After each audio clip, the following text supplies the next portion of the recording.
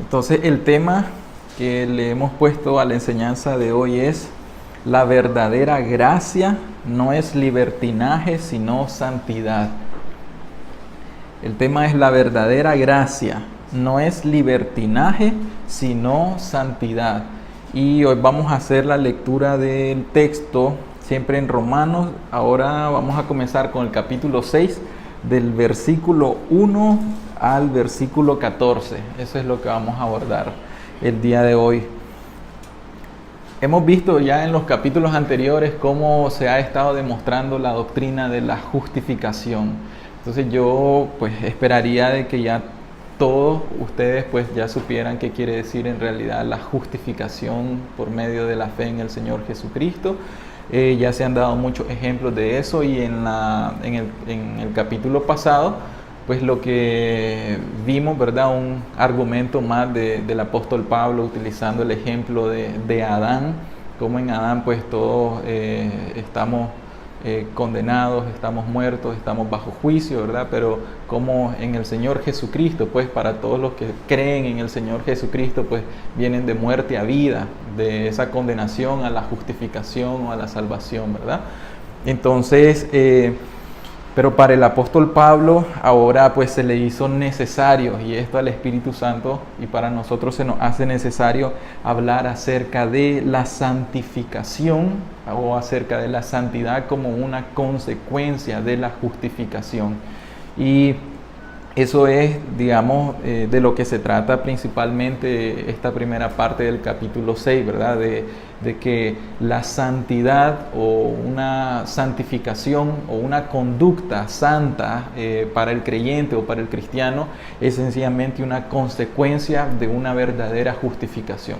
Quiere decir que si alguien ya se ha arrepentido de todo corazón, se ha humillado delante de Dios, ha creído en el Señor de todo corazón, ya ha sido justificado, o sea, ya es un creyente verdadero, se va a manifestar de una sola forma su vida, su conducta práctica debe ser de santidad.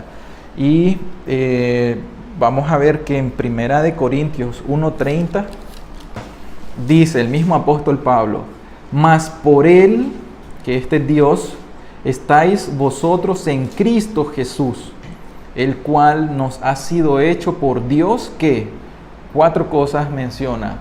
Cristo Jesús nos ha sido hecho sabiduría, justificación, santificación y redención. Quiere decir entonces que si decimos que nosotros hemos sido justificados en el Señor Jesucristo, de la mano va también la santificación. Es imposible, entonces, inconcebible ante la mente de Dios y la mente del apóstol Pablo aquí, separar la santificación de la justificación. Por lo tanto, hemos de saber que esto va de la mano. Como hablábamos la vez pasada, ¿será que la fe va separada del arrepentimiento o el arrepentimiento va separado de la fe? De igual forma, como todo esto es la gracia de Dios, una fe sin un verdadero arrepentimiento no sirve de nada, y un arrepentimiento sin verdadera fe tampoco sirve de nada. De la misma forma, una justificación sin santificación es una falsa justificación y es una falsa gracia. Entonces, ahora ya hemos pasado, digamos, de los primeros capítulos de la parte teórica, llamémosle así, o los fundamentos teológicos de esta verdad que es la nueva vida en el Señor Jesucristo, y ahora vamos a pasar a la parte práctica. La parte de la justicia de la que hablábamos anterior se le llama justicia imputada, que ese es el término teológico. Y justicia imputada, recordamos que quiere decir que esa justicia que solamente el Señor Jesucristo tiene en su perfecta obediencia y en todo su sacrificio, la cual Él nos imputa a nosotros o nos concede por medio de la fe, para que de forma legal delante de Dios el creyente sea como un justo, ¿verdad? Que la justicia de Él está en uno. Pero ahora hay otro término que se llama justicia impartida. La justicia impartida quiere decir entonces que esa nueva vida en Cristo, que no solamente nos imputa su justicia, su perfecta justicia, sino que también nos imparte santidad. Entonces, la justicia impartida es la santificación o lo que se le conoce como la separación del creyente del pecado, la separación del creyente del mundo. Y observamos que la justicia impartida entonces engloba la santificación y es la necesidad de la santificación y de una conducta consecuente como frutos inseparables de la justificación. Sí vamos comprendiendo ese concepto, ¿verdad? Entonces, es la necesidad de la santificación y de una conducta que sea consecuente como frutos inseparables de la justificación.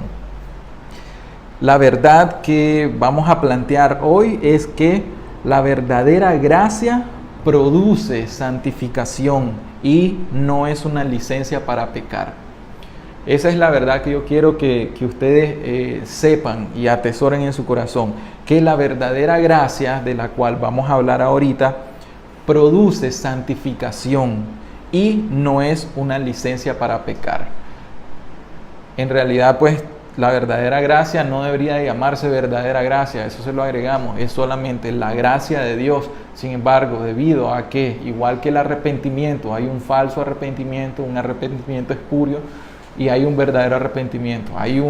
La fe no necesita llamarse verdadera fe, pero como se mal utiliza, se le llama la verdadera fe y una falsa fe o la fe muerta o la fe de demonios a la que se refiere Santiago. Entonces, en el primer punto, yo quiero hablar acerca de la gracia no es una licencia para pecar. Digamos, siempre dividimos la enseñanza en diferentes puntos y el primer punto es este. La gracia no es una licencia para pecar. La vez pasada leímos en el capítulo 5, en el versículo 20, leímos, pero la ley se introdujo para que el pecado abundase. Y luego dice el apóstol Pablo, mas cuando el pecado abundó, sobreabundó la gracia. ¿Qué sucede aquí? Que ha habido un gran malentendido acerca de esto. Han habido, digamos, malas interpretaciones, han habido personas que objetan esto incluso, y entonces dicen prácticamente, entonces pequemos en gran manera para que la gracia abunde más. Cuando el apóstol Pablo, él se refiere y dice, o sea, que cuando abundó el pecado, luego sobreabundó la gracia. Recordemos que el apóstol Pablo, aunque sí se dice, ¿verdad?, que en la religión judía que él estaba, él era una persona que era irreprensible bajo la ley, pero esa ley externa, judaica. Sin embargo, cuando él comenzó a perseguir a los cristianos, cuando él los encarcelaba, los maltrataba, acuérdense que el apóstol Pablo iba camino a Damasco y que el Señor Jesucristo se le apareció a él, ¿verdad? Y le dice, Saulo, Saulo, ¿por qué me persigues? Y cuando le dice el Señor Jesús, ¿por qué me persigues? Saulo le hubiera respondido, en ninguna manera yo persigo a Jesús. Sin embargo, el Señor Jesús se refiere, me estás persiguiendo a mí porque estás persiguiendo a mi hijo, a los cristianos, a mis seguidores, a mis discípulos. Entonces, inmediatamente el Señor Jesús le dice, dura cosa te es dar coces contra el aguijón. ¿Y qué responde Saulo en ese momento? Responde que, ¿quién eres, Señor? Y ya inmediatamente cuando ya un judío le llama Señor, digamos, en esa aparición, pues ya le está reconociendo como Dios, ¿verdad? Entonces, en ese momento, la transformación de Pablo, él se dio cuenta que él era el más vil de los pecadores, que así él se reconoce, yo el primero de los pecadores, ¿verdad? Entonces, reconociendo en ese tiempo Pablo de que él abundó en pecados, él luego dice, pero el Señor Jesús no me condenó, no me mandó al infierno, el Señor Jesús fue bueno conmigo y Él me dio de su gracia y su gracia abundó en mí para el perdón de todos mis pecados. Y vemos el celo del apóstol Pablo posterior a eso, ¿verdad? En la defensa del Señor Jesús. Pero luego entonces esto es muy mal interpretado porque dice, entonces las personas comienzan a decir de que como abunda el pecado, entonces sobreabunda la gracia. Por lo tanto, todos nosotros entonces somos pecadores, entonces pequemos más para que la gracia de Dios abunde más. Y eso es pues una mala interpretación. De hecho, ustedes leímos, ¿verdad?, que en el capítulo 3:8, cuando habían otros objetores también que le dijeron al apóstol Pablo, hagamos males para que vengan bienes. ¿Se acuerdan que hablamos sobre eso? Entonces, de la misma forma, él tiene un buen propósito para decir una verdad. Donde hay mucho pecado, viene la gracia del Señor y esta sobreabunda para el perdón de los pecados. Y eso es algo que nosotros tenemos que atesorar. Si nos sentimos entonces como viles pecadores, la gracia de Dios viene sobre nosotros para perdonar nuestros pecados. Pero si nosotros decimos y malinterpretamos esto y comenzamos a decir, pues voy a pecar más para que la gracia de Dios abunde y su gloria se aumente, entonces ciertamente esa es una falsa interpretación de esto, ¿verdad? ¿Cómo podríamos aquí decir de que esa es una mala interpretación? Porque el apóstol Pablo ya en el versículo 1, que es lo que vamos a estar leyendo en el capítulo 6, vean lo que dice. Dice, ¿qué pues diremos? Dice el apóstol Pablo. ¿Perseveraremos en el pecado para que la gracia abunde? Y luego responde de una forma tajante, en ninguna manera, porque los que hemos muerto al pecado, ¿cómo viviremos aún en él? Escuchemos eso. El versículo 20 entonces dice, mas cuando abundó el pecado, sobreabundó la gracia. Pero luego dice, respondiendo a las personas que objetan o que dicen, no, pues todos pequemos para que la gracia entonces abunde. El apóstol Pablo inmediatamente le está diciendo a las personas, ¿qué pues diremos? ¿Vamos a perseverar en el pecado entonces para que la gracia abunde? Inmediatamente dice, en ninguna manera. Y eso es algo tajante. A todas las personas entonces que dicen, no, es que todos pecamos, que todos hacemos esto, que nadie puede dejar de pecar, nadie puede vivir la vida en santidad. Bueno, entonces ese evangelio que se predica es contrario al evangelio que el apóstol Pablo está diciendo. Pero Pablo está diciendo, si realmente has sido salvo, realmente has sido perdonado, justificado, no podés venir a decir vos que vas a perseverar en el pecado. Porque si ya moriste a tu pecado, ¿cómo vas a seguir viviendo en el pecado? Y esto está hablando ya de una parte práctica, una conducta en santidad apartada del pecado. ¿Cómo se habla acerca de la gracia en libertinaje? Leamos en Judas 4, dice, porque algunos hombres han entrado encubiertamente, los que desde antes habían sido destinados para esta condenación. Hombres impíos que convierten en libertinaje la gracia de nuestro Dios. Por eso este primer punto dice que la gracia no es licencia para pecar, que en ninguna manera la gracia de Dios es libertinaje. Pero ¿de dónde sacamos eso?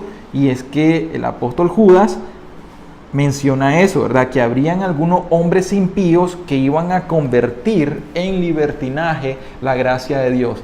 ¿Y qué quiere decir convertir algo en libertinaje?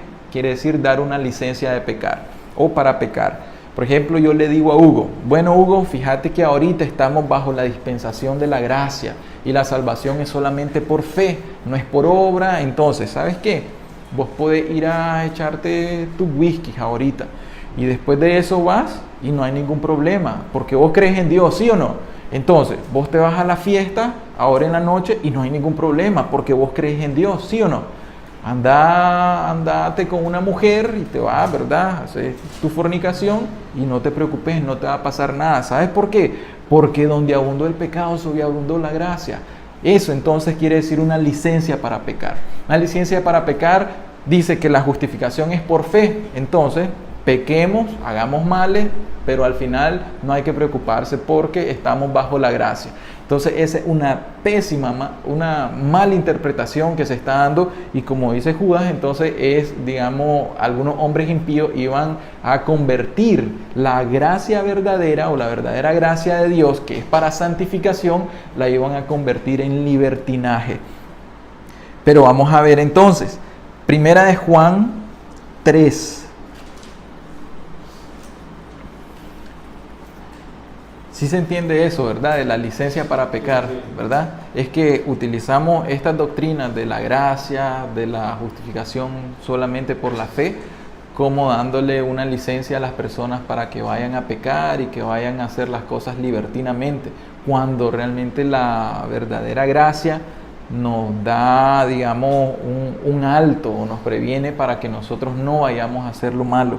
En primera de Juan 3 del versículo 4 al 9, el apóstol Juan nos responde de esta forma: todo aquel que comete pecado infringe también la ley, pues el pecado es infracción de la ley.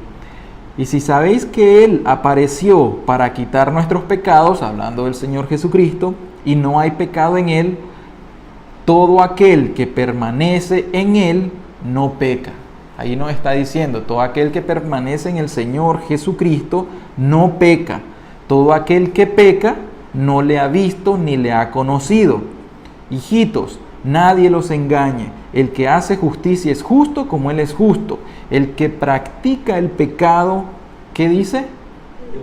Es del diablo, porque el diablo peca desde el principio. Para esto apareció el Hijo de Dios, para deshacer la obra del diablo, o sea, para quitar el pecado y que no sigan esclavizados del pecado. Luego dice, todo aquel que es nacido de Dios no practica el pecado, porque la simiente de Dios, que es Jesucristo, permanece en él y no puede pecar porque es nacido de Dios. Eso no es Alan Porras quien lo está diciendo, solamente estoy transmitiendo un mensaje que el Espíritu Santo inspiró al apóstol Juan. Estamos hablando del discípulo amado, al apóstol Juan, para que escriba eso. ¿Y qué quiere decir él? ¿De que un cristiano nunca jamás en su vida va a cometer un pecado? No erremos tampoco, ¿verdad? Porque esa parte sería una mentira también decirla. Quiere decir lo siguiente: él se está refiriendo a una práctica del pecado, está refiriéndose a una esclavitud del pecado o a un señorío. Aquí va la diferencia. Un verdadero cristiano podría llegar a cometer un pecado de esos voluntarios, porque está la tentación y como no está bien cimentado en los medios de la gracia, entonces cae en ese pecado. Pero inmediatamente el verdadero cristiano va al Señor Jesucristo, recordando que Él es el abogado, se arrepiente de eso, cree en Él de todo corazón y sabe que inmediatamente Él es restaurado. Sin embargo, él no practica el pecado. El pecado ya no es una práctica en su conducta, sino la conducta de él es santidad, apartado del pecado. Sin embargo, la persona que dice que está bajo la gracia o es justificado por la fe, pero esta persona está bajo la práctica de uno o más pecados, no tiene derecho esa persona a decir que ha sido justificada por el Señor Jesús. No puede decir esa persona que está bajo la verdadera gracia, porque está utilizando la gracia como libertina para practicar el pecado. Pero inmediatamente la Escritura a nosotros nos deja dicho que si está bajo la esclavitud del pecado, está bajo el señorío del pecado, bajo la práctica del pecado, este todavía necesita ser convertido, porque el que es nacido de Dios no practica el pecado. Y luego nos dice, el que practica el pecado es hijo de ¿quién? Hijo del diablo, lo está diciendo la Escritura. Y aunque suene demasiado fuerte eso, pero es una realidad. Yo se lo he dicho a ustedes, o somos hijos de Dios o somos hijos del diablo. O estamos vivos o estamos muertos. O hemos nacido de Adán o nacemos de Cristo. O tenemos la naturaleza caída o tenemos la naturaleza restaurada, que es por medio de la regeneración. Solamente hay dos verdades aquí, hay dos lugares donde vamos a estar. Bueno, aplicando esto para nuestros días, vemos que esto es lo que se ha convertido como un cristianismo licencioso, si se podría decir así. Es como que tenemos ahora un cristianismo light, un cristianismo así bien superficial, bien suave, que nos da una licencia para nosotros pecar. El cristianismo de hoy en día nos dice, no te preocupes, que todos pecamos. ¿Oíste? Todos pecamos, no hay ninguno en ninguna iglesia que esté apartado y que pueda vivir una vida en santidad. Es imposible dejar de pecar, le dicen a las personas. Es imposible dejar de mentir, es imposible dejar de codiciar, es imposible dejar de esto y lo otro. Entonces al final el cristianismo de hoy está dándonos una enseñanza contraria a la que el apóstol Pablo dio en aquel tiempo. Porque el apóstol Pablo tajantemente dice, en ninguna manera nosotros vamos a perseverar. Y perseverar quiere decir hacer una acción continua, que está activo y continuo. Eso quiere decir perseverar. En ninguna manera perseveraremos en el pecado para que la gracia abunde. ¿Por qué? Porque el que ha muerto al pecado, ¿cómo va a vivir aún en él? Entonces, aplicándolo para eso, hay un problema hoy en día, y el problema hoy en día es que la religión cristiana, llamémosla y englobémosla así, no está predicándonos este evangelio, no están predicando otro evangelio, pero no es el del apóstol Pablo, porque el apóstol Pablo no está justificando el pecado. El apóstol Pablo está siendo tajante, dice: Dios te va a dar una gracia, si sos realmente justificado por la fe, va a haber un resultado, y el resultado es la santidad, vas a ser apartado del pecado. ¿Se entendió ese primer punto, verdad? Está claro. El segundo punto es la necesidad de la santificación como un fruto de la justificación. Vamos a continuar con la lectura en el versículo 3. Continúa Pablo diciendo: ¿o no sabéis que todos los que hemos sido bautizados en Cristo Jesús hemos sido bautizados en su muerte? Porque somos sepultados juntamente con Él para muerte por el bautismo, a fin de que como Cristo resucitó de los muertos por la gloria del Padre, así también nosotros andemos en vida nueva. Porque si fuimos plantados juntamente con Él en la semejanza de su muerte, así también lo seremos en la semejanza de su resurrección. Quizá no le entendamos así a primera vista eso. Sin embargo, aquí el apóstol Pablo está utilizando un simbolismo. Un simbolismo es una ejemplificación. Y el símbolo aquí es el bautismo por inmersión. El bautismo, dice, el bautismo de Jesucristo es el siguiente. ¿Saben qué significa, digamos, un bautismo por inmersión? Que una persona entra, digamos, donde hay agua, se sumerge, entra al agua, se sumerge en el agua y después de esta emerge del agua, ¿verdad? Entonces, hay 3 pasos aquí. El primer paso es la entrada en el agua. Y en Marcos 1:4 nos da el significado de esto. Entonces, digamos, la entrada al agua quiere decir la muerte con Cristo. ¿Y qué quiere decir? Estar muertos juntamente con Cristo. En Marcos 1:4 dice Marcos de Juan el Bautista: bautizaba Juan en el desierto y predicaba el bautismo de arrepentimiento para perdón de pecados. Eso entonces es la primera parte. Cuando nosotros entramos en el bautismo con el Señor Jesucristo, entramos al agua, esto quiere decir que está la muerte de Cristo y estamos muertos con Cristo, y esto es el arrepentimiento. El arrepentimiento es que si nosotros le vamos a dar muerte a los pecados, tenemos que primeramente venir, confesar nuestros pecados delante de Dios, arrepentirnos de todo corazón, y ese arrepentimiento o esa muerte no quiere decir que es algo parcial, quiere decir que es algo total, algo radical, algo completo. Si yo voy a dar muerte al pecado, yo me arrepiento y yo lo dejo todo, toda mi manera de vivir vieja, yo la dejo ahí, y entonces ahora sí estoy muerto juntamente con Cristo. Pero entonces entro al agua. El segundo paso entonces sería que soy inmerso en el agua. Y esta inmersión quiere decir la sepultura del Señor Jesucristo. Entonces, si yo estoy sepultado juntamente con Cristo, quiere decir que este es el sello de estar muerto. Cuando el Señor Jesús murió en la cruz, lo tuvieron que sepultar y tuvieron que sellar esa tumba donde Él estaba. ¿Sí o no? De esa misma forma, la sepultura del cristiano tiene que ser el sello de la muerte. ¿Muerte a qué? Muerte al pecado, muerte al viejo hombre, muerte al yo y muerte a la vieja manera de vivir. Luego, una vez que está entonces inmerso en el agua, luego sale del agua, y esto es la emerger del agua. Esto se asemeja entonces a la resurrección. Entonces el Señor Jesús no se quedó en la tumba, sino que Él resucitó. Y ahora, para que el cristiano sea resucitado juntamente con Cristo, esto quiere decir que el cristiano es una nueva criatura, que ahora entonces resucita para una nueva vida y ahora tiene una unión vital con Cristo. Eso entonces es lo que el apóstol Pablo nos está diciendo.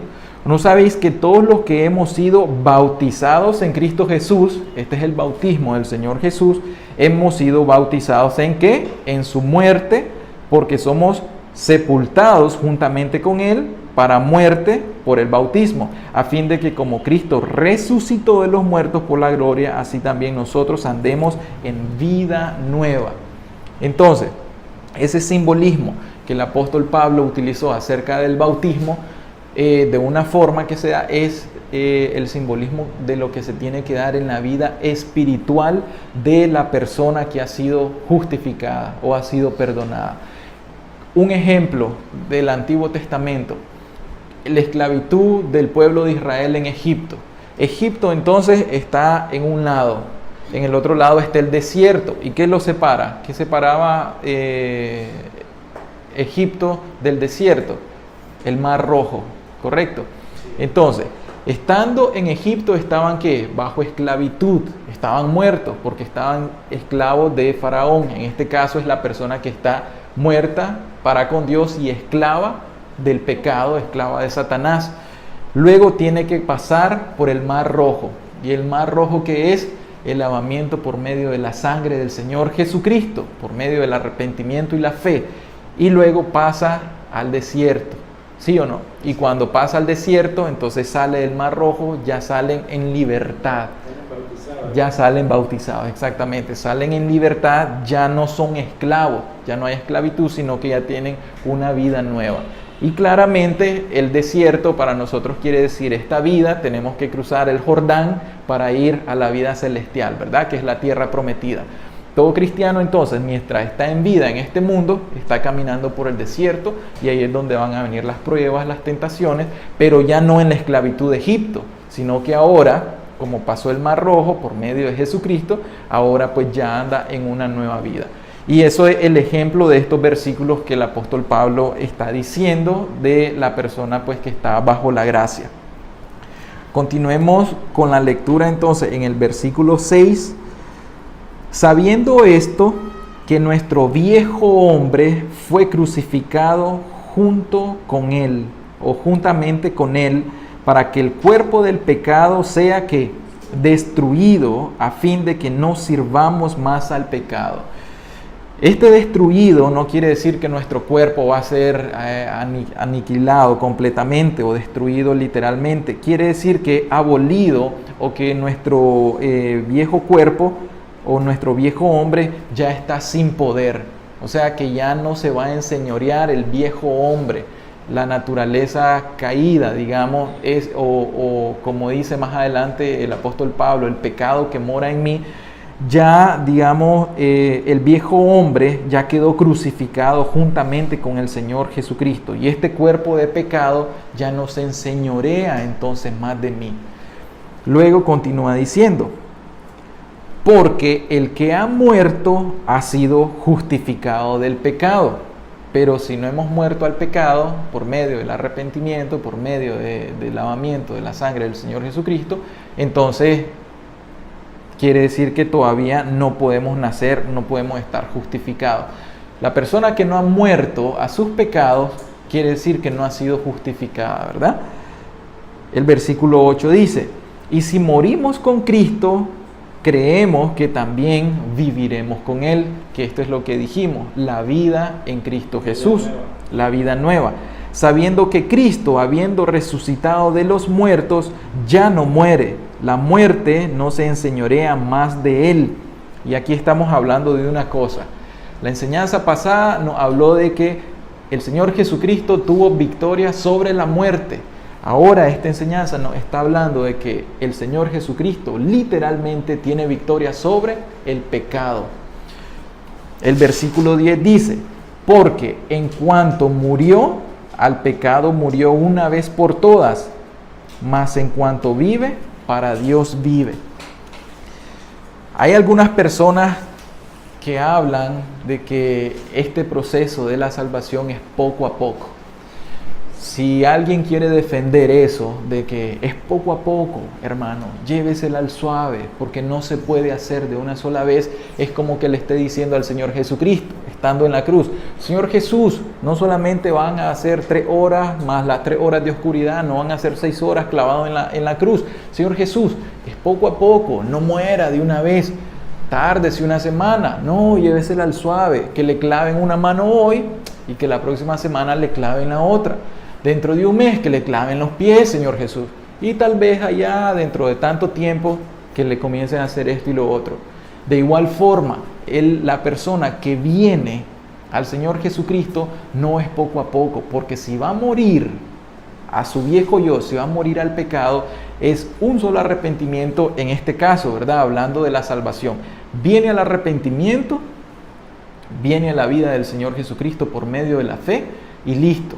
Quiere decir que yo no voy a dejar un pecado hoy, yo no voy a dejar otro pecado mañana y luego voy a dejar otro pecado mañana.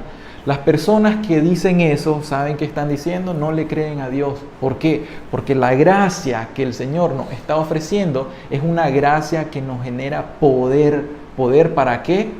Para que el pecado ya no se enseñoree sobre nosotros. Y eso lo vamos a ir viendo ahorita. Vamos a hacer, un paréntesis. Si decimos que tenemos fe en Cristo y que somos justificados, quiere decir, por tanto, que debemos de estar dando frutos de santificación y frutos de muerte al pecado. Si yo digo, yo tengo fe, pero no demuestro con mi vida, con mi conducta, con mi práctica, que ya estoy muerto a los pecados, entonces yo soy mentiroso. Si yo digo que yo tengo fe en el Señor Jesucristo y que ya soy salvo, que ya me ha perdonado mis pecados, pero yo no vivo una vida en santidad, separado del mundo, separado del pecado, entonces estoy siendo mentiroso. Porque en realidad yo no estoy aquí para juzgar a nadie, solamente para decir la verdad. Santiago 2, en el versículo 14 dice: hermanos míos, ¿de qué aprovechará si alguno dice que tiene fe y no tiene obras?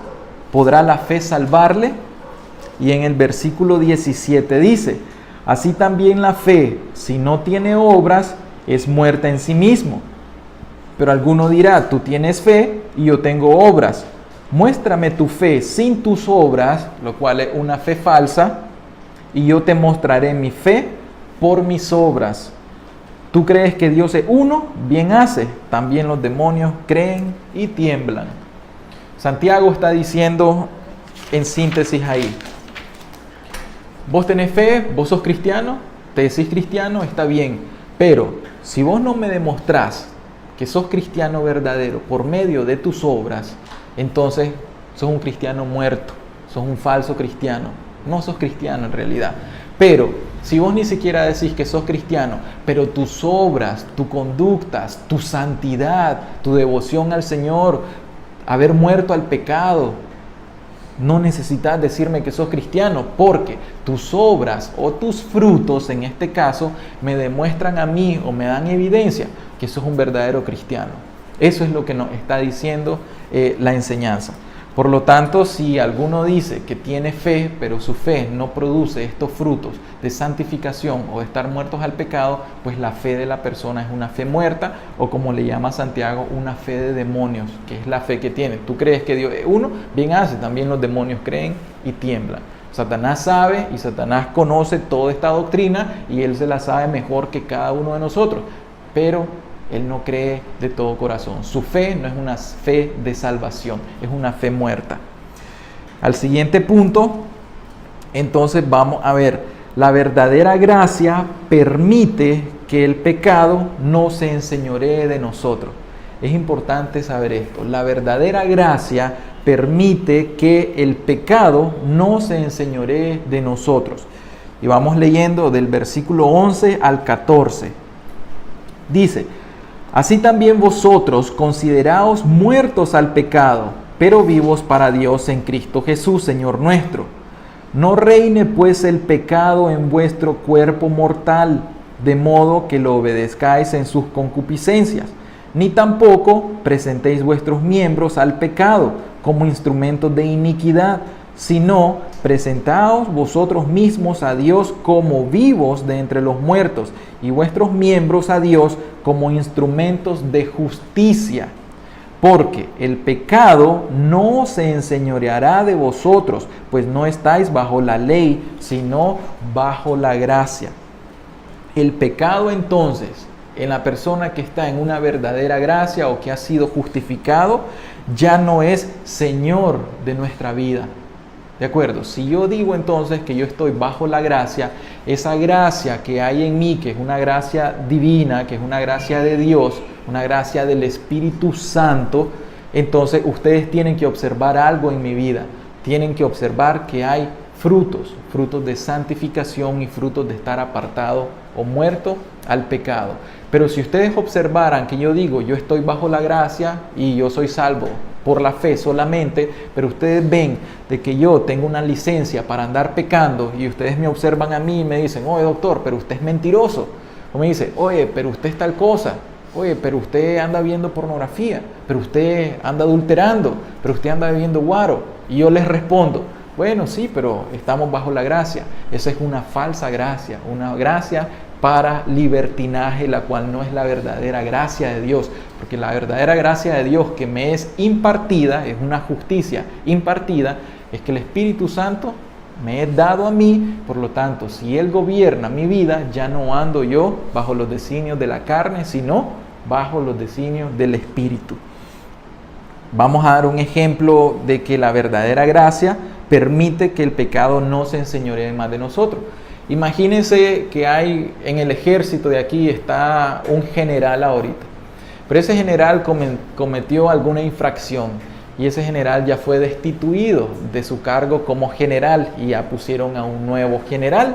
Ese general que ya fue destituido, él puede seguirle dando órdenes y orientaciones a los soldados. Él puede hacerlo, pero él no debe dar orientaciones a los soldados y tampoco los soldados deben obedecer al viejo general destituido.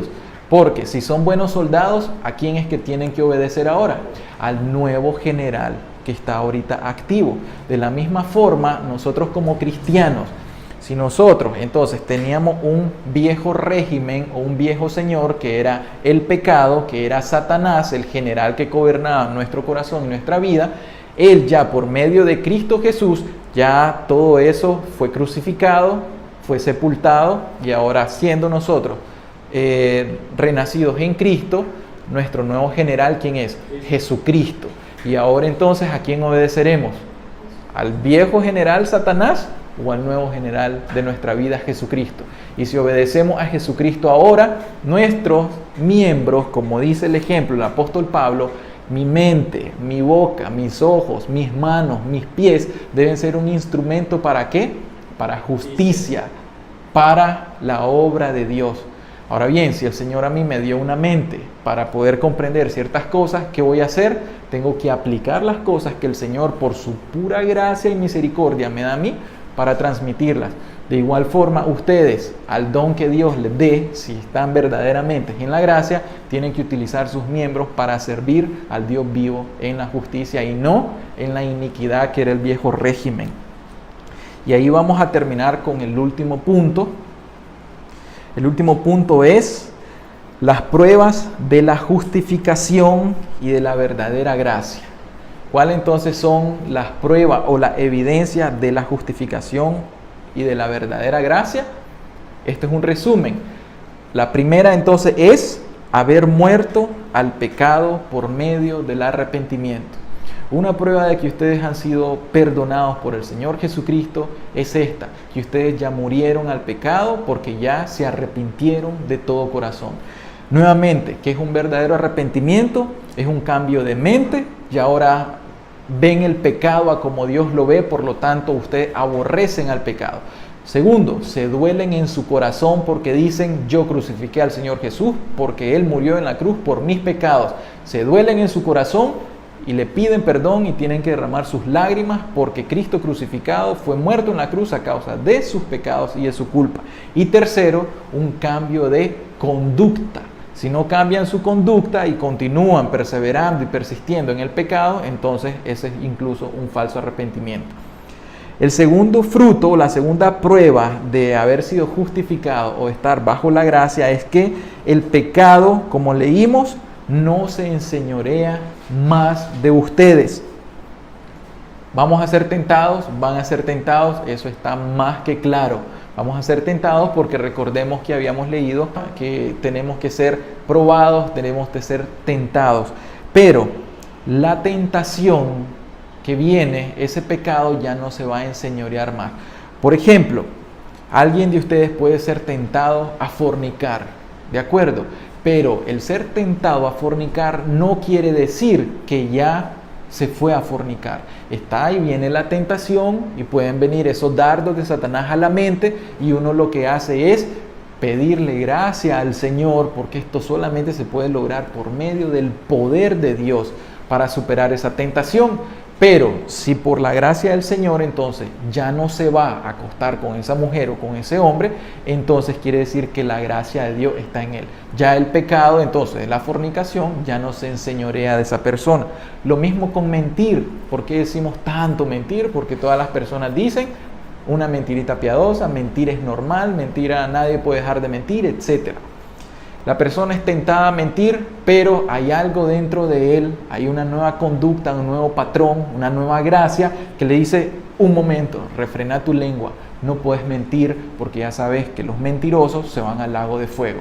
Ya sabes que el Señor en sus 10 mandamientos te dice, no mentirás. Y ahora, como esa nueva gracia que hay en el corazón quiere agradar a Dios y ser obediente, entonces es tentado, pero ya no miente. Y lo mismo, por ejemplo, con el enojarse o con el estar teniendo, digamos, esas malas conductas, esas griterías y todo eso. Sí, y yo incluso lo digo por mí mismo, sí, esas malas conductas, esa gritería, eso enojo o eso estar airado, eso está dominando la conducta de una persona, entonces, de una forma consecuente, entonces quiere decir de que la gracia no es la que domina, sino el pecado es el que está dominando ahí todavía. Por lo tanto, como esta prueba, ¿verdad? Que el pecado no se enseñoreará más, quiere decir que ahora hay una libertad del señorío del pecado. Ya el Señor pecado no domina sobre mí. Ahora es el Señor gracia el que domina sobre mí. Ya el pecado ya no gobierna más mi vida y ya no tiene dominio sobre mi vida. ¿Por qué razón? Porque literalmente Cristo venció la muerte, pero Cristo venció al pecado también. Y si Él venció el pecado, quiere decir que en la verdadera fe y la verdadera gracia, Él venció el pecado de mí y yo ya estoy muerto al pecado, pero eso sí es literal, eso es algo externo, no es algo mental. Y lo último que es, como prueba de la justificación y la verdadera gracia, es que la persona es una nueva criatura. De modo que si alguno está en Cristo, nueva criatura es. Las cosas viejas pasaron, he aquí, todas son hechas nuevas. Si ustedes están bajo la verdadera gracia, entonces quiere decir que la prueba de esto, ustedes son una nueva criatura. Ya las personas ahora dicen, oye, esta no es la persona que yo conocí, esta es una nueva persona, una nueva criatura. Y eso no es algo digamos, mental. No es algo subjetivo, es algo objetivo y algo práctico. A él le han dicho muchas personas, ¡hala, Hugo! No pareciera, vos sos el mismo Hugo que yo miraba en tal y tal lugar. Ahora ya dicen, oye, esta es una nueva persona. Pero claramente, ¿verdad? Esa es la evidencia de que es una nueva creación en Cristo Jesús. Pero dice, de modo que si alguna nueva criatura es, las cosas vieran, pasaron, y aquí todas son hechas nuevas. Y ese todo quiere decir un cambio radical. Nosotros, por lo tanto, enseñamos junto con el apóstol Pablo de que las cosas no son ni parciales ni poco a poco. Las cosas son radicales porque son totales. Una nueva creación no es una creación híbrida. Quiere decir de que entonces yo voy a tener la mitad del dominio de Satanás y la mitad del dominio de Dios. La mitad negra, la mitad blanca, la mitad muerta y la mitad viva. Eso no existe, tal cosa no existe. ¿Estás muerto o estás vivo? Una de las dos. Yo termino entonces con el versículo 14 que dice: porque el pecado no se enseñoreará de vosotros. Eso es, vean que eso es algo contundente ahí. El pecado no se enseñorea del creyente, del cristiano. Ahora dice, pues no estáis bajo la ley, sino estáis bajo la gracia. Termino con esta pregunta. ¿Ustedes están bajo la ley o ustedes están bajo la gracia? Examínense a ustedes mismos a ver si están bajo la ley o si están bajo la gracia. ¿Cómo va a ser esto? Si están bajo la gracia y su respuesta es: yo estoy bajo la gracia porque ya fui justificado por la fe y la fe es verdadera, ustedes estarán dando ahorita mismo, hoy mismo, frutos dignos de arrepentimiento.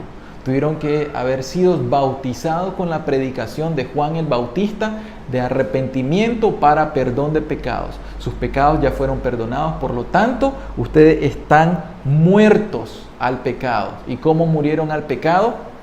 Fueron muertos en la cruz, fueron sepultados, pero también fueron resucitados en una nueva vida. Por lo tanto, ya no están en la práctica.